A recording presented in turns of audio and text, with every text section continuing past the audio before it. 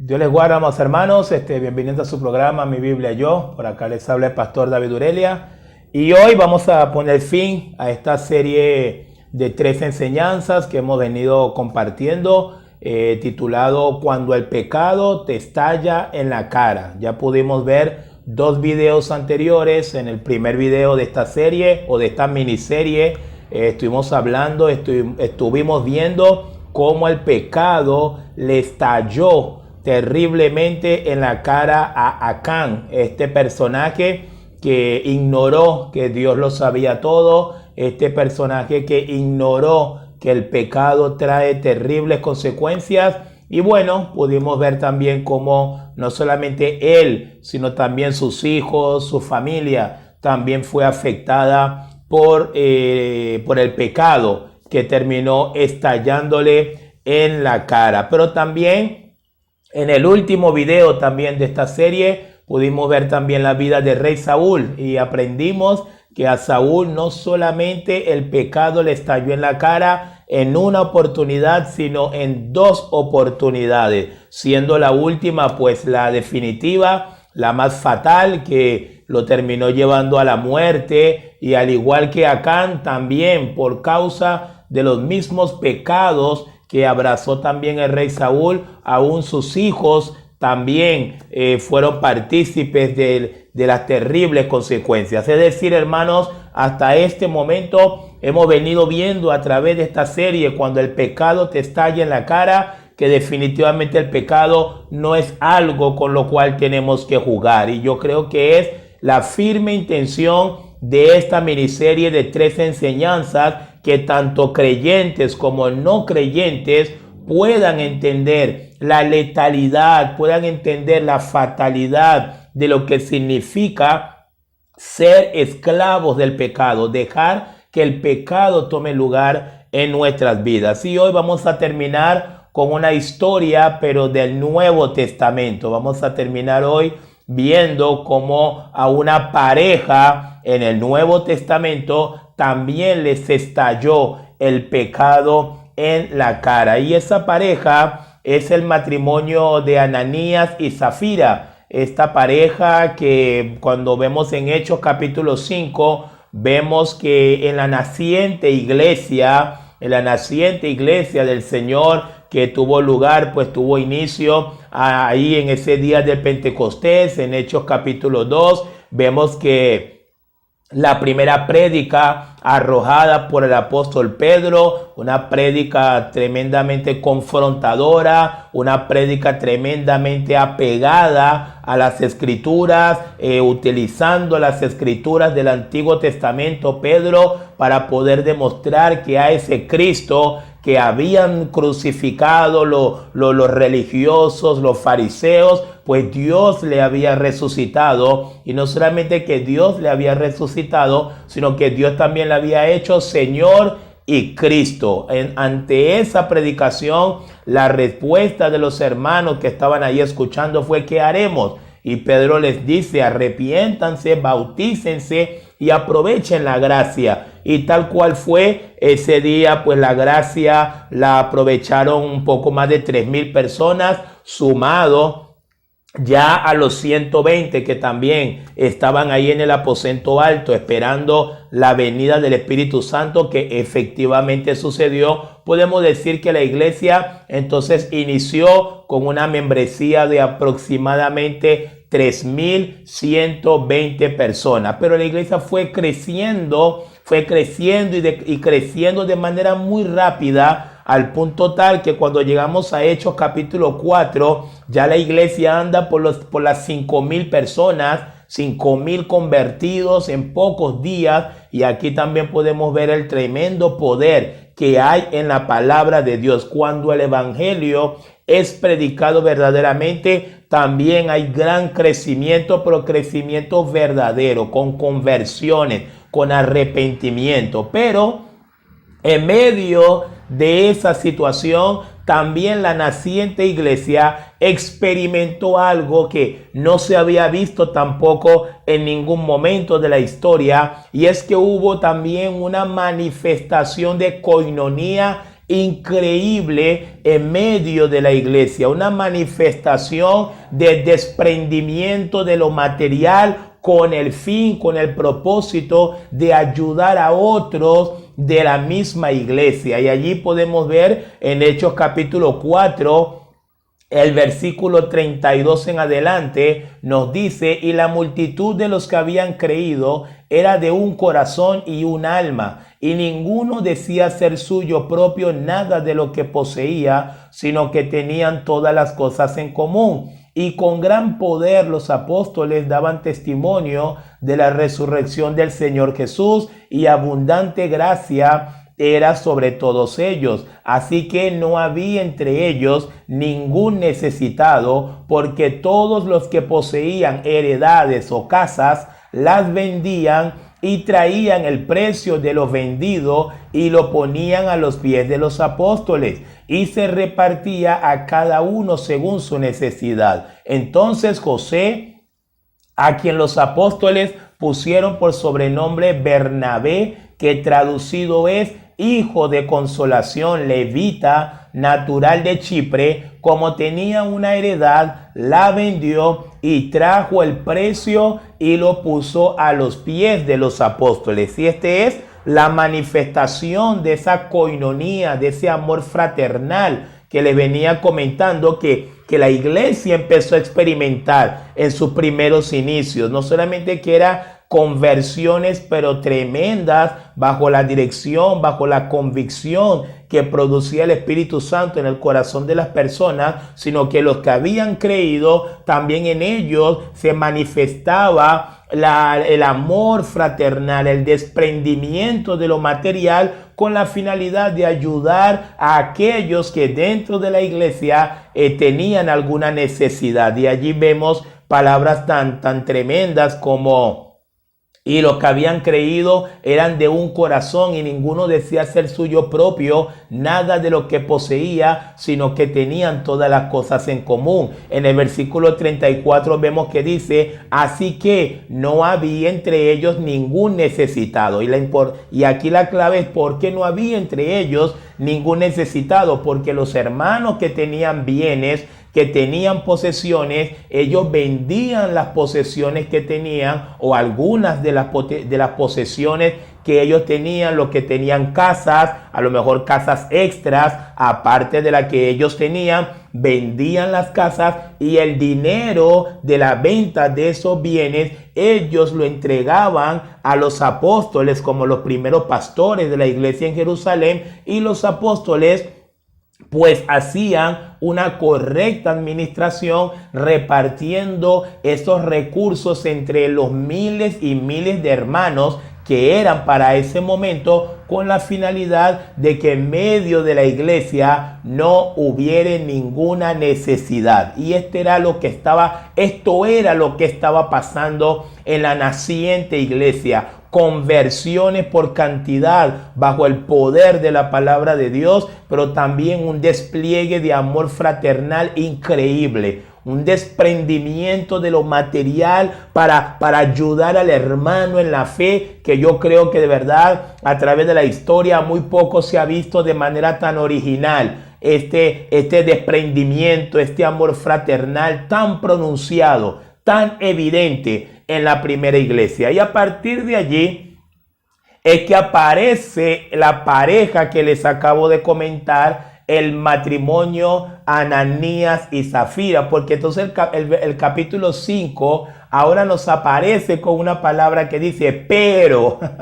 Pero, y siempre hay un pero, ¿no? Y este pero es como que ya aquí estamos entrando en un contraste, estamos entrando en un antagonismo. Así que los peros en la Biblia son muy importantes, porque intentan llamarnos la atención de que alguien o algunos intentaron o intentan ir por un camino distinto al que se venía gestando en los versículos y en los capítulos anteriores. Fíjese que en el capítulo anterior que vimos una iglesia originalmente mostrando el amor fraternal, y sobresale este personaje José, que luego se le llama Bernabé, o los apóstoles le colocan por nombre Bernabé, que significa hijo de consolación, y sobresale este personaje. Y también allí le sumo otro dato importante. Allí también es que el personaje de Bernabé aparece por primera vez en la historia bíblica. Bernabé aparece tomando una posesión que él tenía, vendiéndola y entregando todo el recurso en las manos de los apóstoles. Ya luego todos sabemos lo que termina siendo Bernabé para la iglesia. Termina siendo Bernabé no solamente un hombre enormemente utilizado por Dios, sino que también termina siendo ese hermano mayor espiritual de Saulo de Tarso, que luego también se estaría llamando Pablo, ¿verdad? Vemos cómo Bernabé terminó siendo ese hermano mayor en lo espiritual, impulsando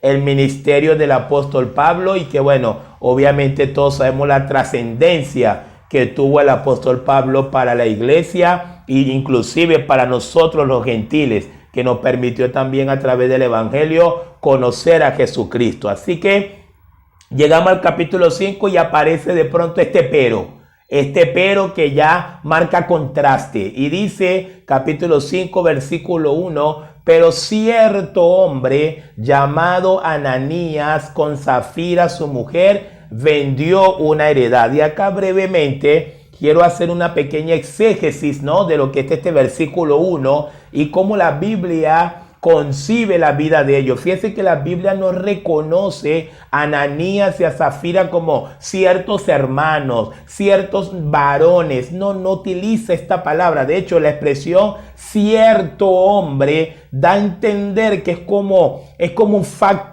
externo que ha entrado a la iglesia. Este matrimonio se ve que han entrado de pronto, y su entrada es como sospechosa, es como que va a causar algo, y lo vamos a ver más adelante. Pero quería simplemente explicar o llamar su atención en torno a este versículo 1, porque si hay alguien que conoce los corazones de los hombres mucho antes que los hombres lleven adelante algo que tienen en su corazón, es la palabra de Dios. Y es por eso que muchas veces dentro de la Biblia vamos a ver este tipo de señales que la palabra de Dios envía, porque ya sabe lo que estos personajes van a hacer, pero que ahí está, envía estas señales para que nosotros podamos entender que estos no forman parte de los redimidos, que estos no son gente que vieron un movimiento, vieron algo que estaba sucediendo en la iglesia y quisieron entrar a participar, pero sin un corazón regenerado.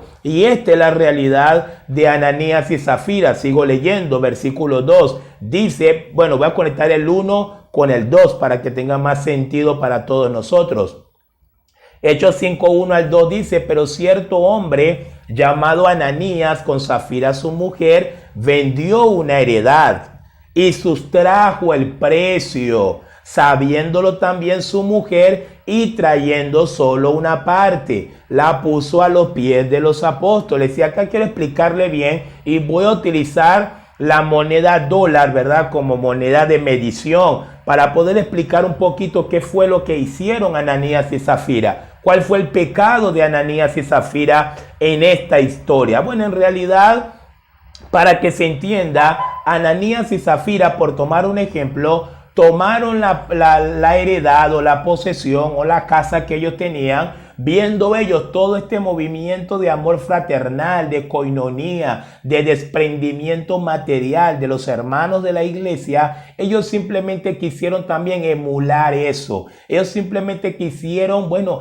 como los hermanos están haciendo esto, nosotros también lo vamos a hacer. Pero como les dije anteriormente, el problema es que ellos quisieron hacer algo, pero con un corazón no regenerado. Entonces viene Ananías, y por tomar un ejemplo, para que se entienda bastante claro en nuestro tiempo y en nuestra perspectiva, ellos vendieron su local o su heredad en $30,000, un ejemplo, ¿no?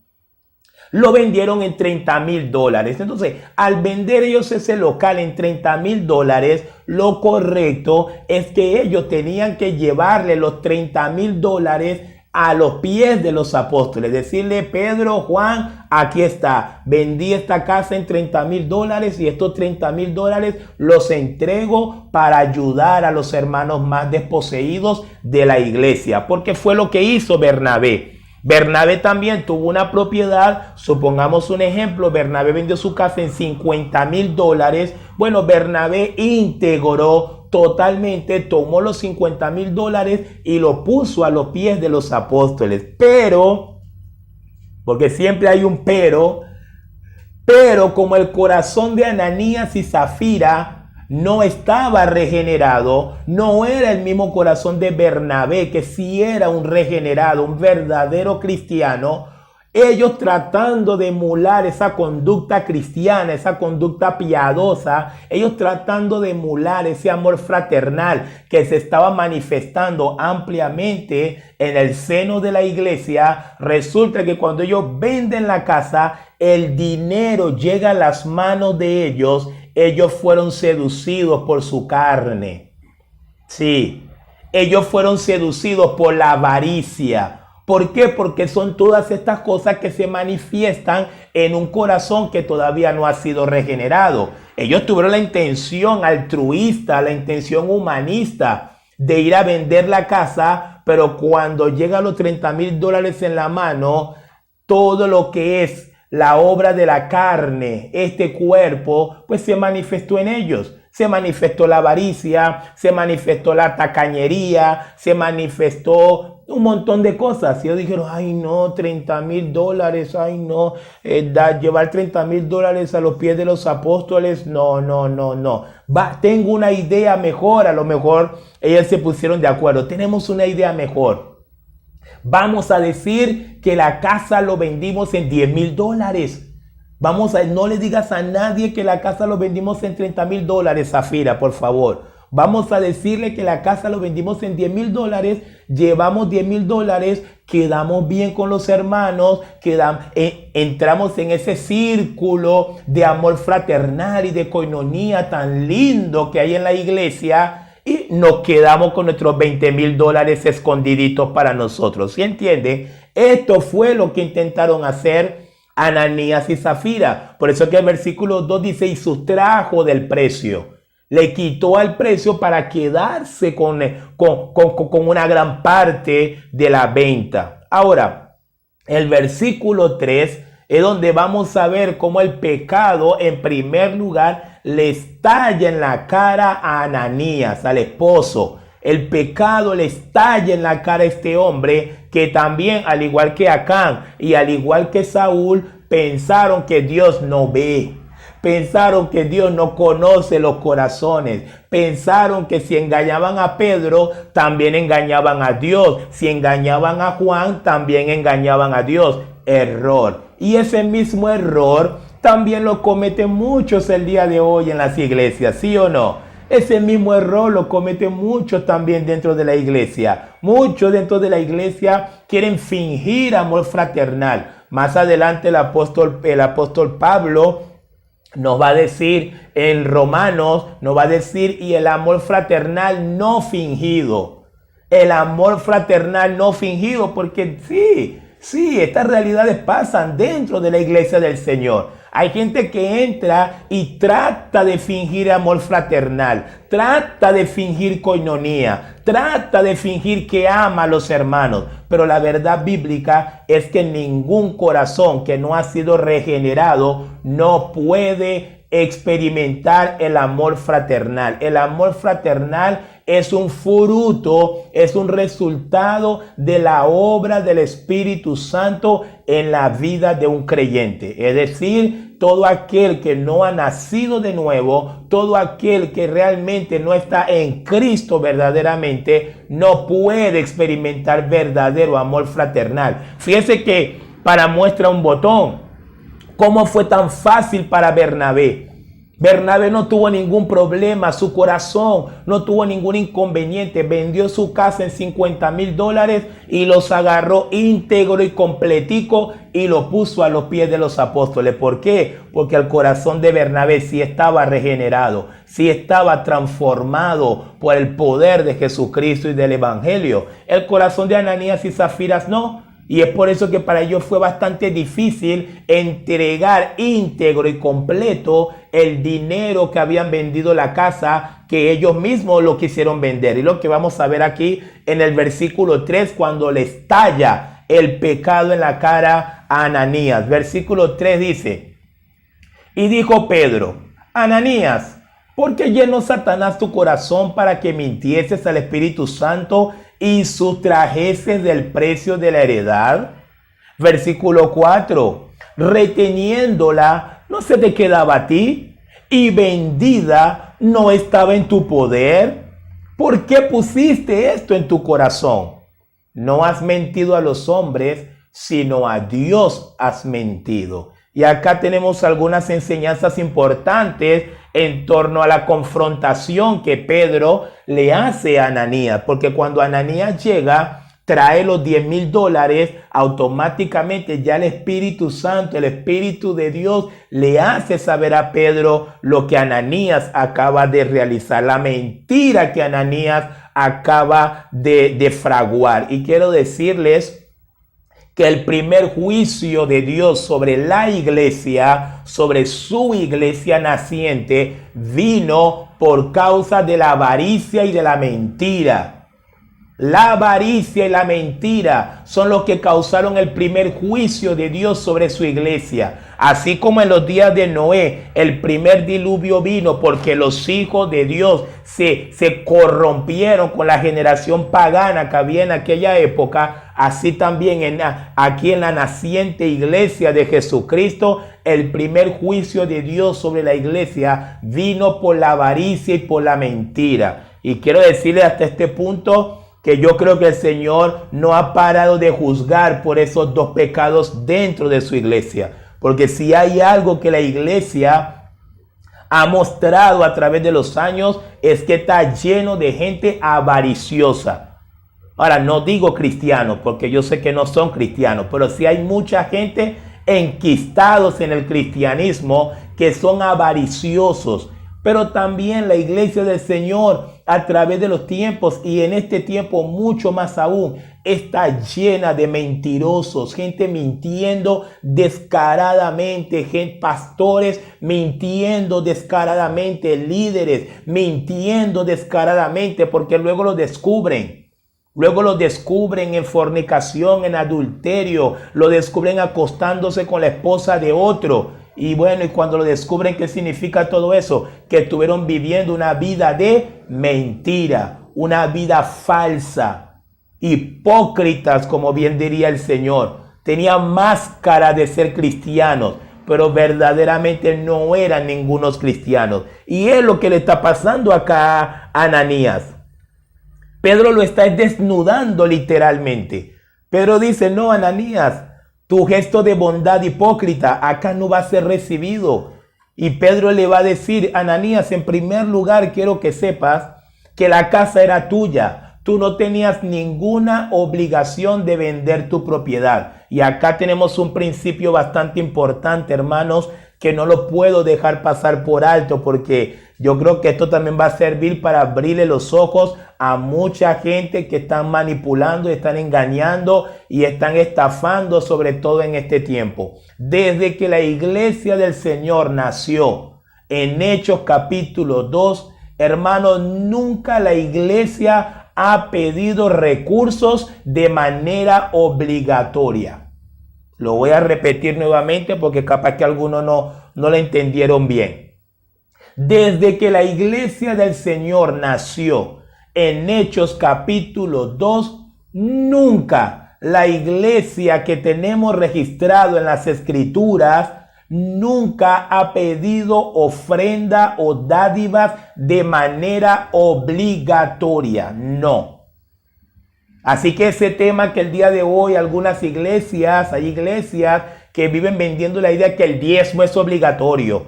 Sí, porque tenemos que diezmar, el diezmo es obligatorio, y empiezan a sacar textos fuera de contextos para hacerle creer a los hermanos que están en la obligación de diezmar. Pues eso es mentira. Mentira, mentira. Más adelante Pablo va a decir a los hermanos en Corintios, 2 Corintios capítulo 9, cada quien dé como propuso en su corazón. Cada quien dé como propuso en su corazón. Que la iglesia tiene que ofrendar, sí. Que la iglesia tiene que dar, que los hermanos tienen que juntar manos para que la iglesia avance, para comprar cosas, para comprar un local, para comprar guitarra, para comprar batería, para comprar todos los insumos que la iglesia pueda necesitar para ayudar a los hermanos necesitados de la iglesia. Todo eso se tiene que hacer, y para eso los hermanos tienen que dar, pero nunca obligatoriamente. Nunca obligatoriamente. Este es un principio que la iglesia lo tiene desde su nacimiento y hasta el sol de hoy. Toda iglesia que realmente esté apegada a las escrituras y a la sana doctrina lo tiene que sostener y lo tiene que mantener. No hay diezmo obligatorio, no hay. Tampoco no hay ni siquiera ofrenda obligatoria. En la iglesia del Señor, en la verdadera iglesia del Señor, no hay ninguna ofrenda, no hay ninguna dádiva que sea de carácter obligatorio. La palabra obligatoriedad no existe dentro de la iglesia en el contexto financiero. Así que si esto sirve para que algunos puedan abrir los ojos, pues glorificamos al Señor por su verdad. No existe eso de dar obligatoriamente. No, cada quien da como propuso en su corazón. Esto fue lo que pasó, ¿te se acuerda? En Hechos capítulo 4, los apóstoles no fue que firmaron un decreto, vayan, vendan sus casas. No, esto es algo que el Espíritu Santo es quien lo hace. Es el Espíritu Santo que lo hace. Viene un hermano en la iglesia y de pronto, hermano, el Señor puso en mi corazón, quiero dar tanto a la iglesia. Bueno, hermano, gloria a Dios, quiere dar tanto. Una hermana, quiero dar tanto, gloria a Dios. Pero que desde los púlpitos, que desde los ministerios estén diciendo, hermano, es obligatorio. No. Y toda iglesia que esté pidiendo diezmo obligatorio, ofrenda obligatoria y todo aquello, salga corriendo, porque no es la iglesia del Señor. Pedro le va a decir a Ananías, Ananías, tu casa era tuya, no tenías ninguna obligación en venderla, no. Pero si la vendías como la vendiste efectivamente, Ananías tenía la libertad. Escuchen esto, hermano, porque es tremendo el desastre que esta pareja termina cometiendo, pero por no conocer las libertades que el mismo Señor daba. El Señor no obliga a nadie a nada. El Señor nunca ha obligado a nadie a nada. El reino de los cielos no es un reino de obligación, no. Es un reino del Espíritu Santo, hace obra y produce cosas en nosotros, y luego nosotros reaccionamos amorosamente, reaccionamos retributariamente a ese magnífico amor de Dios por nosotros. Pero no hay nada obligado. No hay nada obligado en el Evangelio. No hay nada obligado. No hay nada impuesto. Entonces Pedro le va a decir a Ananías, tu casa era tuya. Nadie te obligó a venderla. Pero habiéndola vendido inclusive, tú tranquilamente hubiese dicho, mira Pedro, vendí mi casa por $30,000. Vendí mi casa por $30,000, pero Pedro, quiero simplemente colaborar con 10,000. ¿Qué iba a pasar? Nada. ¿Qué le iba a decir Pedro? Hermano, nada. Sí, quiero que entiendan lo que pasó allí, porque yo sé que a veces se predica esto de una manera muy incorrecta y algunos lo utilizan como un gancho para manipular a los hermanos, pero es lo que realmente pasó aquí. Pedro le dice, tu casa es tuya. Nadie te obligó a venderla, pero vendiéndola, si tú querías quedarte con tu plata, quédate con tu plata. Nadie te estaba pidiendo nada a ti, Ananías. Ananías pudo haber dicho, mira, lo vendí en 30,000 y quiero colaborar con 10,000. Gloria a Dios, hermano Ananías, gloria a Dios. Mire, lo vendí en 30,000, pero solo quiero colaborar con 5,000. Gloria a Dios, nadie te iba a decir nada. Pero ¿dónde llega el pecado? ¿Dónde llega el pecado? El pecado llega porque Ananías miente. Ananías miente porque entonces Ananías trae el dinero y dice, ay, lo vendí por 10,000 y traigo 10,000. porque la avaricia le ganó, la avaricia lo sedujo, la carne pudo más, pero también en ello hay un deseo de formar parte del grupito. Hay un deseo de formar parte de ese grupito piadoso que sí se desprendió sin ningún problema de lo material. Fíjense qué interesante.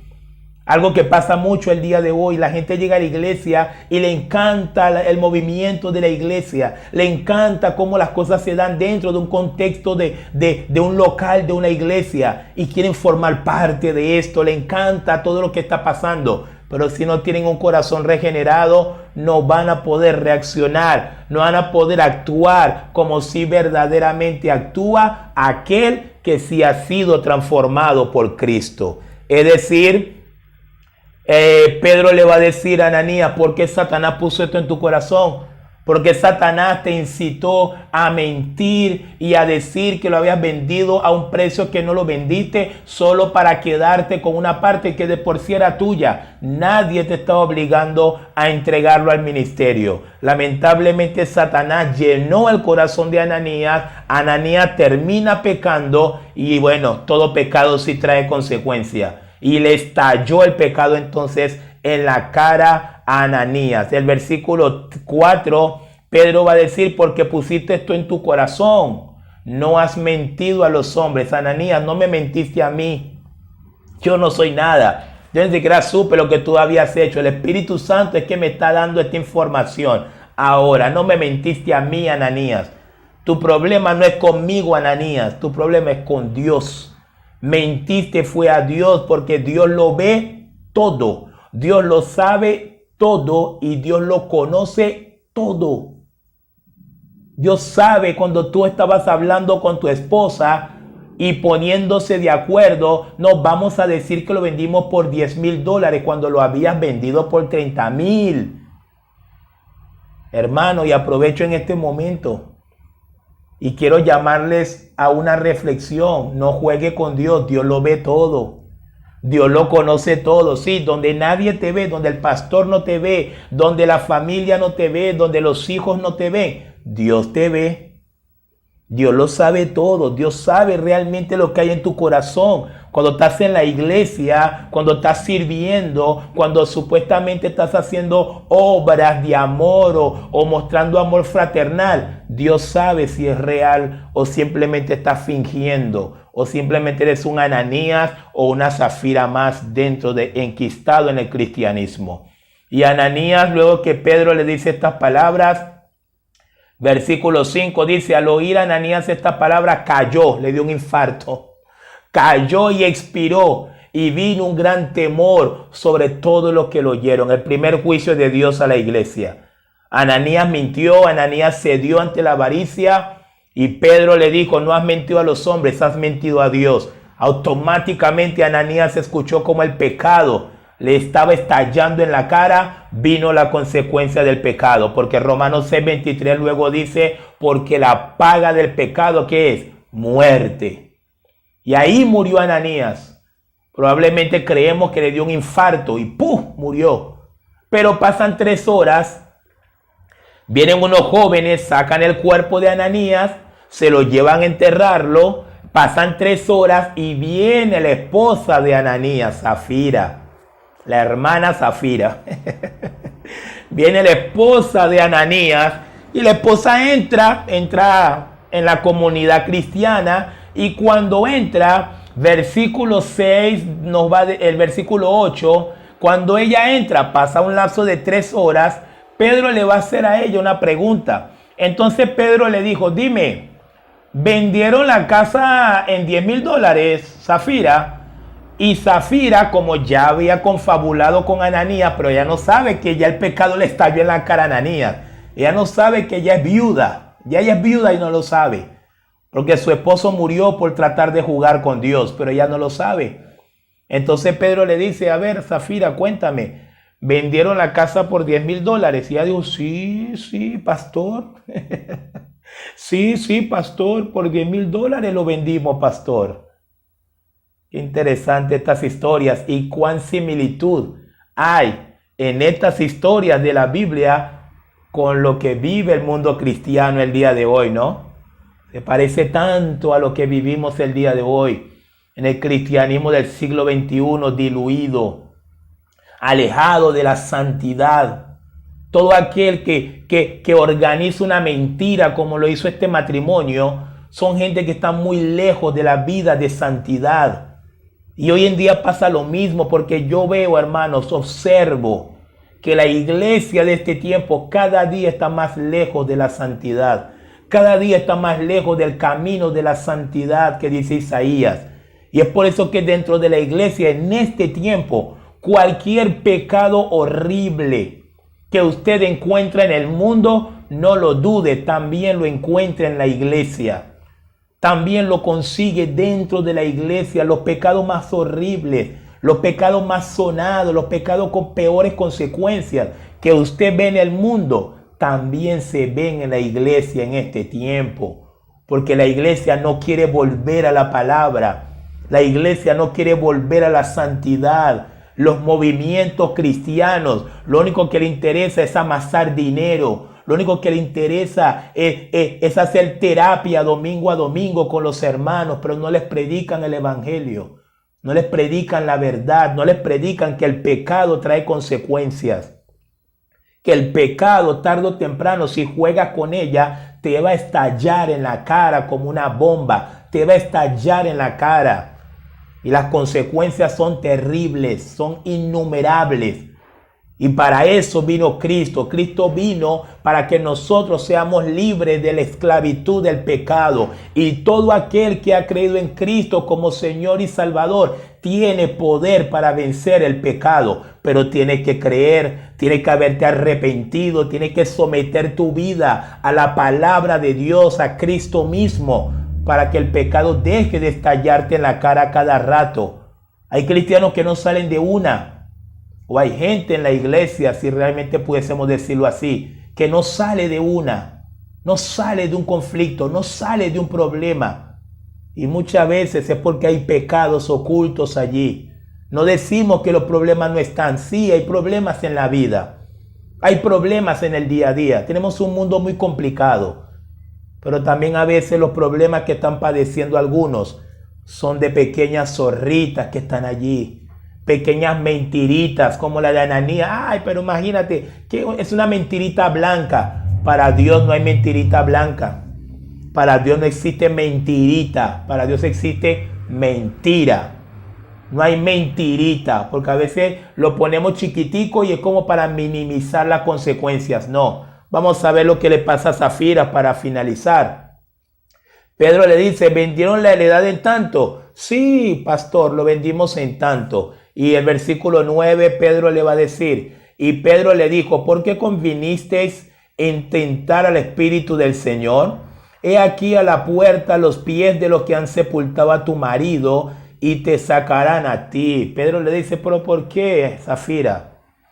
¿Por qué te confabulaste con tu esposo para mentir? ¿A quién? ¿Al pastor? No, Pedro no dice para mentirme a mí. Pedro no dijo eso.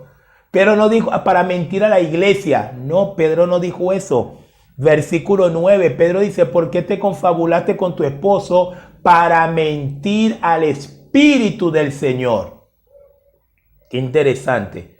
¿Por qué te pusiste de acuerdo con tu esposa para creer que ustedes pueden engañar a Dios? Más adelante Pablo dice en Gálatas capítulo 6, versículo 7, no os engañéis, Dios no puede ser burlado.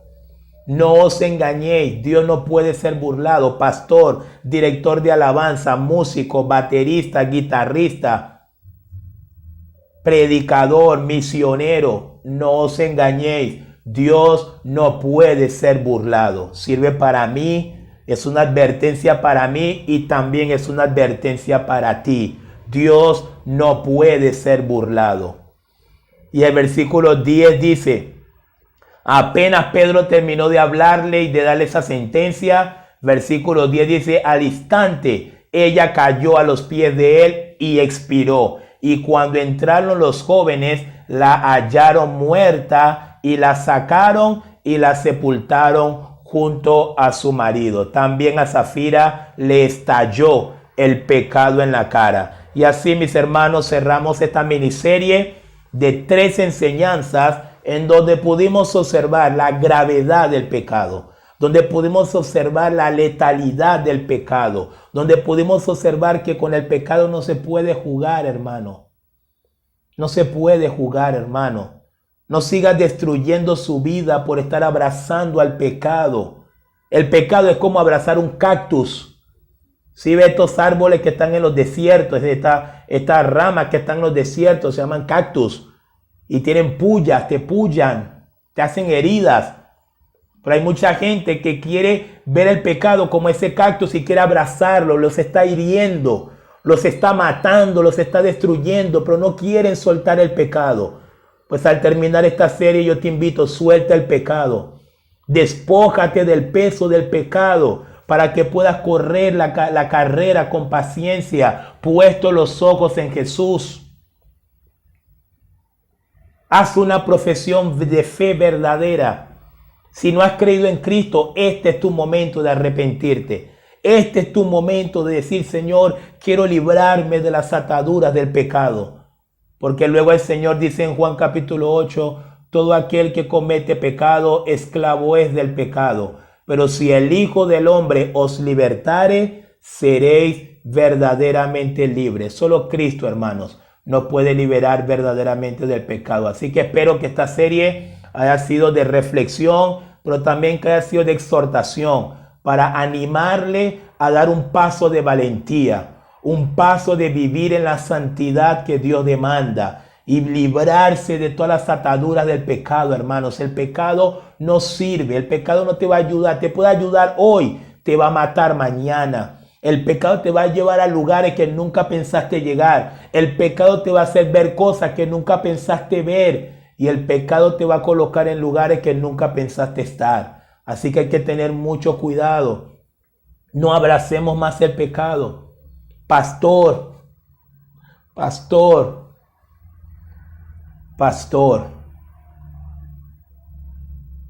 No abracemos más el pecado, ministros. Directores de alabanza, los que tocan batería, guitarra, no abracemos más el pecado. Porque el pecado puede estallarnos en la cara. Dios está llamando a santidad. El mensaje de la Biblia es un llamado de Dios a la santidad. Luego Pedro que confrontó este matrimonio, el primer pastor de la iglesia en Jerusalén.